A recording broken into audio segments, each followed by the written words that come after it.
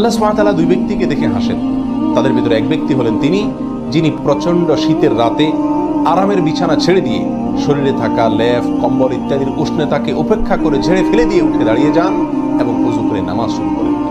এই ব্যক্তিকে দেখে আল্লাহ সুবহানাহু ওয়া তাআলা হাসেন এবং তার ফেরেশতাদেরকে বলেন, মা হামালা আবদি আলা মা সানা, কিসের আশায় আমার বান্দা এত কষ্ট করছে?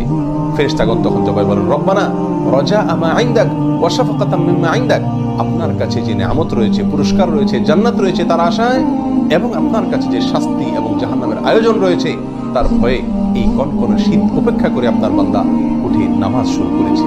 তখন আল্লাহ তাআলা ফেরেশতাদেরকে লক্ষ্য করে বলেন, ক্বাদ আতাইতুহু মা রাজা ওয়া আমানতুহু মিম্মা খাফ, তোমরা জেনে রাখো আমার বান্দা আমার কাছে যা আশা করেছে আমি তাকে তা দান করলাম, আর যে আযাব থেকে জাহান্নাম থেকে বাঁচার জন্য যার ভয়ে সে এমনটি করেছে আমি তা থেকেও তাকে নিরাপদ ঘোষণা করলাম।